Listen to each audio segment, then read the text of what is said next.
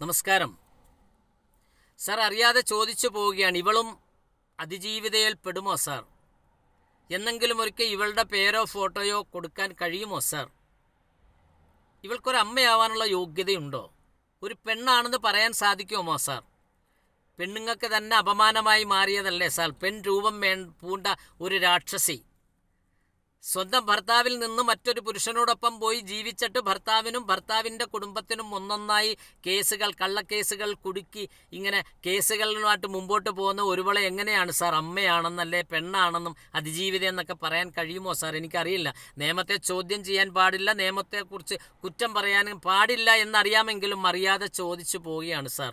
ഈ നിയമം സ്ത്രീകൾക്ക് വേണ്ടി മാത്രമുള്ളതാണോ സാർ? സാർ, അങ്ങനെയെങ്കിൽ ആ മരിച്ച ഹിമയെന്ന് പറയുന്ന പെൺകുട്ടി നാളെ പെണ്ണായി വളരേണ്ടവളാണ് സാർ. കലാധരൻ്റെ അമ്മയും പെണ്ണാണ് സാർ. കോടതി മുറിയിൽ ഞങ്ങൾക്ക് അമ്മയോടൊപ്പം പോവണ്ട, അവരുപദ്രവിക്കും എന്ന് പറയുന്നത് കേൾക്കുന്ന ഒരച്ഛൻ്റെ മനസ്സറിയണമെങ്കിൽ മനസ്സാക്ഷി ഉള്ളവർക്കേ കഴിയുള്ളൂ സാർ. ഈ നിയമത്തിന് മനസ്സാക്ഷി എന്ന് പറയുന്നത് ഇല്ലേ സാർ? അങ്ങനെ ഒരു നിയമവ്യവസ്ഥ ഇല്ലേ സാർ? തൻ്റെ ഭാര്യ മറ്റൊരു പുരുഷനോടൊപ്പമാണ്, അവൾ തിരിച്ചു വരാൻ പറയൂ, ക്ഷമിക്കാൻ തയ്യാറാണെന്ന് പറയുന്ന ഒരു ചെറുപ്പക്കാരൻ, ഒരു പുരുഷൻ, അവൻ എത്രത്തോളം മനുഷ്യനാണ് സാർ? സാർ, കുറച്ചെങ്കിലും നിയമം മനുഷ്യനോടൊപ്പം നിലകൊള്ളണം.